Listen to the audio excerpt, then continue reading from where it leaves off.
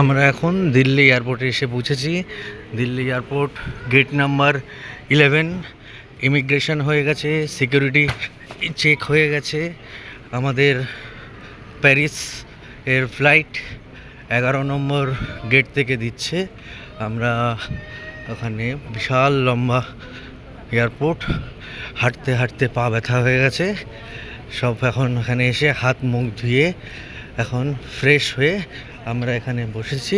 শ্রেয়ান যথারীতি দুষ্টুমি করেই যাচ্ছে, হাজারো দুষ্টুমি। এখন আমি তো গেছিলাম, কি দুষ্টুমি করলো ভগবান জানে, কিছু তো একটা দুষ্টুমি করেছে। ওর মা এখন পরিষ্কার করছে, এই যে মা এখন ওখানে পরিষ্কার করছে যথারীতি। ওর মার ঘুরতে গেলে যে কাজটা করে সেটাই করছে, সব জায়গা শ্রেয়ান অপরিষ্কার করবে আর ওর মা পরিষ্কার করবে। যাক, এটা আমাদের অভিজ্ঞতা সবসময়ই থাকে। যাক, শ্রেয়ান হ্যালো বলো, হ্যালো হ্যালো বলো, হ্যালো বলো, হ্যালো হ্যালো বলো, হ্যালো হ্যালো বলো, হ্যালো বলো, হ্যালো হ্যালো। আমরা তাকাও এদিকে শর্মি। আমরা এখন যাচ্ছি, ওয়েট করছি 11 এতে। এখান থেকেই আমাদের ফ্রান্সের ডাইরেক্ট ফ্লাইট। ওকে, এরপরে নেক্সট আমরা ফ্লাইটে উঠে একটা কিছু শর্ট করব, তারপরে একদম ডাইরেক্ট ফ্রান্সে নেমেই আমরা নেক্সট ভিডিওটা আমরা করব। বিশাল বড় এয়ারপোর্ট, হাত পা ব্যথা হয়ে যায় এখানে কিছু এক জায়গা থেকে আরেক জায়গায় আসতে। যাই হোক, এই যে ট্রেলগুলো আছে, এই ট্রেলগুলো থেকে কিছুটা সরা হয়, এখানে হাঁটতেও বেশ মজা লাগে।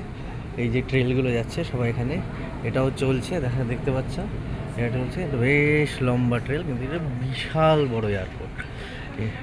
কলকাতা এয়ারপোর্টে অন্তত 10 গুণ বড় এয়ারপোর্ট, বিশাল এয়ারপোর্ট। যাক, আমরা সকালবেলা আমাদের ব্রেকফাস্ট হয়ে গেছে। এয়ার ইন্ডিয়াতে ভালোই ব্রেকফাস্ট দিয়েছিল। শ্রেয়ান তখন ঘুমাচ্ছিল, রাত্রিবেলা সারা রাত ধরে জেগেছিল, কিন্তু ঘুমিয়েছে ভালো। আবার ফ্লাইটে উঠে আবার হয়তো ঘুমাবে। যাক, সমস্ত আমাদের প্যাকিং সমস্ত রেডি, আমরা ওয়েট করছি 1:40 আমাদের ফ্লাইট। এদিকে আমার শর্মির আবার হাঁচি শুরু হয়েছে, বিখ্যাত হাঁচি। যাক, এইভাবেই চলবে আমাদের আজকে যাত্রা শুরু।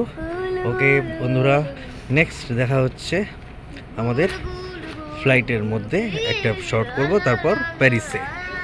ওকে, শ্রেয়ানা মহা আনন্দে এই গান করে যাচ্ছে। ওকে, টাটা।